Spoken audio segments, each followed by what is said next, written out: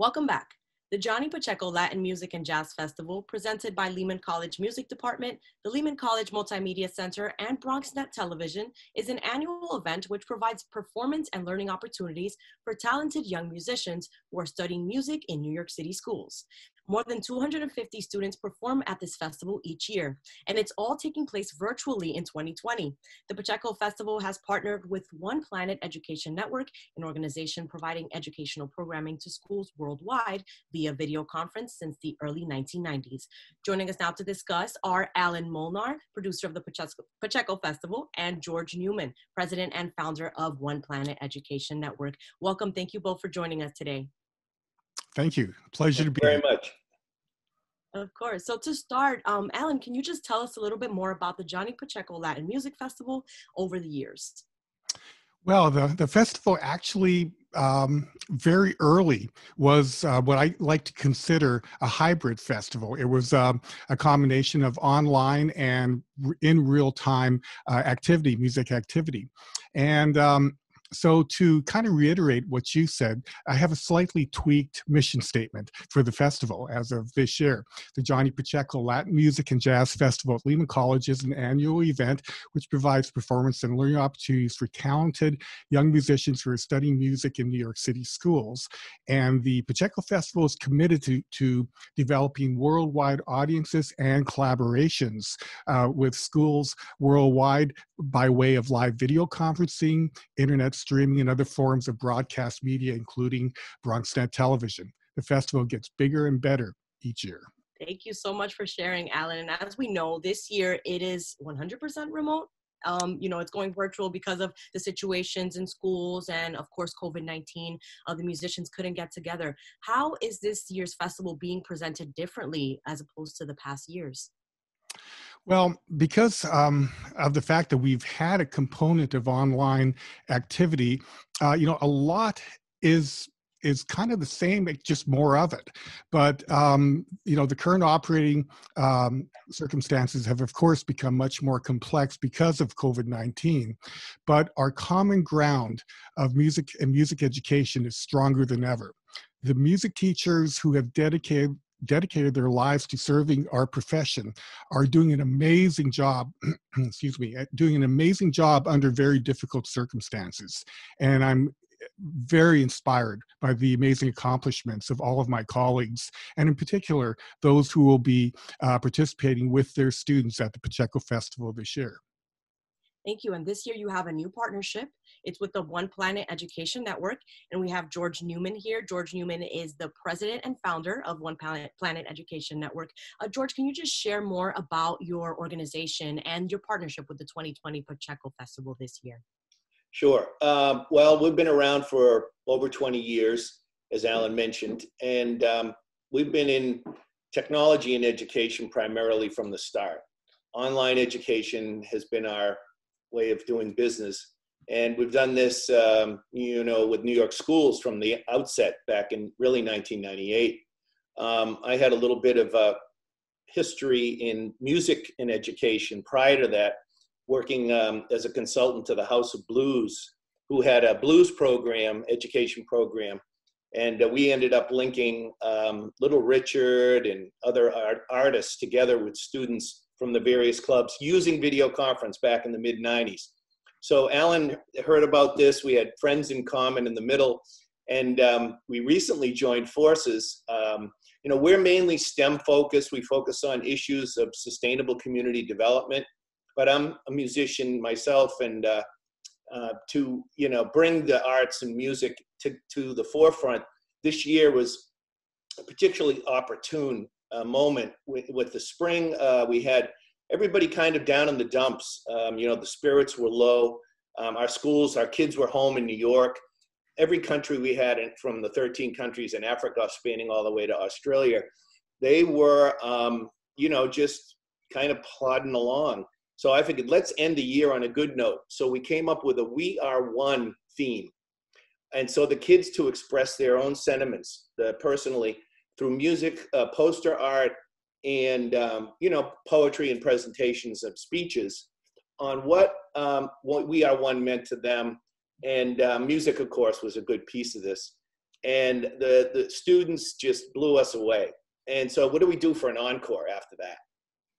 And so Allan and I put our heads together a little bit, and the Pacheco Festival was coming, and I had my new school year where we weren't sure what the heck was going to go on, but we decided to launch the Music from Spaceship Earth, as I called it, program, which is really learning about one another's cultures using the medium of music. And what more fun way can you find? And the kids, the teachers, everybody, you know, has risen to the occasion again. And we just had our launch events last week, and it was a huge success. We were in, I don't know how many countries, but we spanned the whole day all the way to East Asia and Australia, along with Africa and Argentina and New York City schools.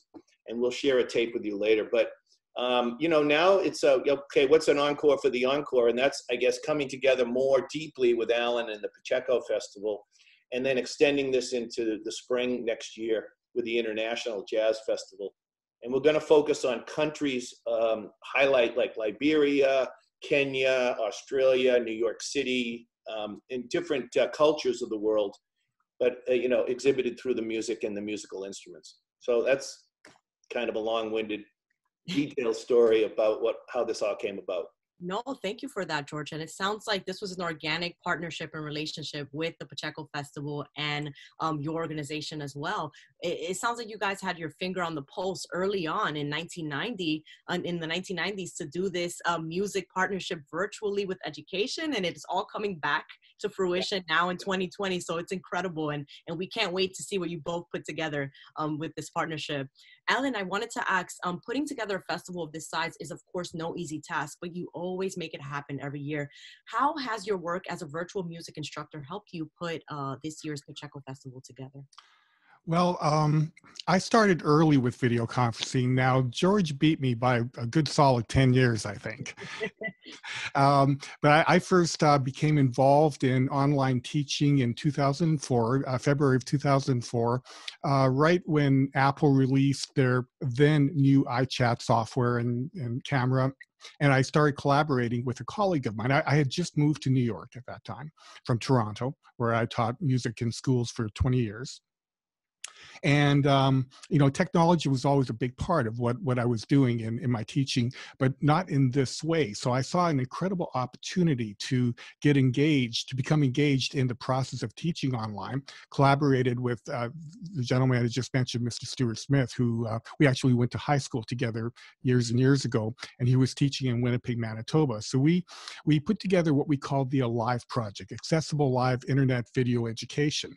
Now, the Alive Project wasn't really a business. It was just a gathering of like-minded individuals who had a common goal for music education.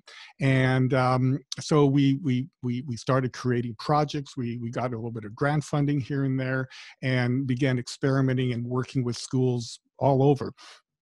Ironically, as a result of this, I've never traveled so much in my life. You know, I gave presentations at conferences and at universities in Australia. I did a residency at an international school in Hong Kong, presentations at the Grieg Academy in Norway, Percussive Arts Society event in Stockholm, work in Italy with the COSA International Percussion Workshops. And at the core of all this was distance learning via live video conferencing. So that was an unexpected surprise that I really enjoyed. So, you know, all of that, you know, the troubleshooting, you know, solving technological problems that always come up and all that, you know, nothing really caught me by surprise when we went to online learning. And, you know, of course, it's easy to miss something here or miss something there, but you learn, you adapt, and you basically move forward. But in terms of the concept of online teaching, in many ways, I'm able to do more things with the students. A lot of it is because of scheduling. You know, if a student needs help and they're working during the day and they need help at 7:30 at night, I'm here. I'm in this room. I'm available. They can reach out to me, and we use you know, screen sharing for the technology stuff that we do, and I can work with them with the music instruction. All of that. It's so much easier to make that happen. Of course, some elements of working with a performing group don't work quite as well. Performing together in the same room is more difficult, but my students are already working together online in real-time performances. My colleagues Alejandro Castro and Robert Winbiel actually, beat me to the punch on that one, and they started doing that with the guitar ensemble, and I've been doing it with some of my students too. And there's some other opportunities too for working with MIDI instruments like this, where MIDI data is the only thing that goes across the web stream, and it makes it very easy for students to collaborate in real time with that. So we're exploring all that. Still not quite as good as being in the same room, but it's about as close as you can get. And it's a really exciting adventure to use technology in this way. And I like to say that the new cutting edge of music technology is the ability to work together in, well, maybe not the same room, but in rooms like this, or a room that could be in in someone's living room. You don't have to have a fraction of this equipment to make this happen.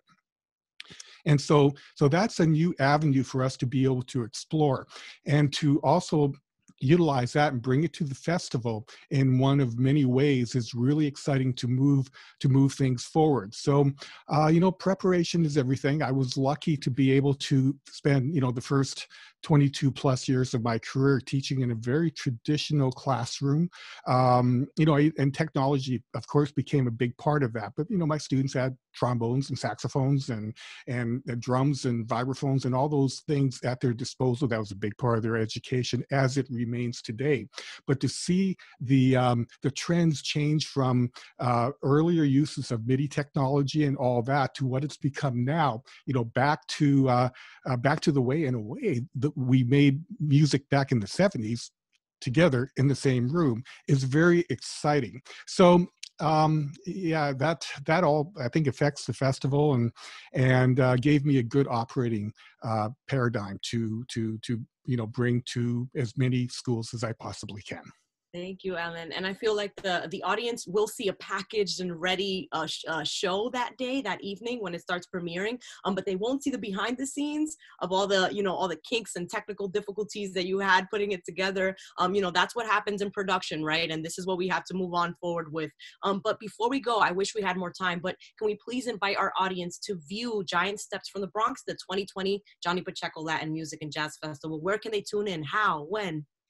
Well, I'm very proud to say that Giant Steps from the Bronx, which is a TV program that I've developed for BronxNet Television, will be premiering for this year on December 4th, Friday, December 4th at 8 p.m. And I am so thrilled that we have this opportunity, because there are so many great things that we have to share, and BronxNet's support is really exciting.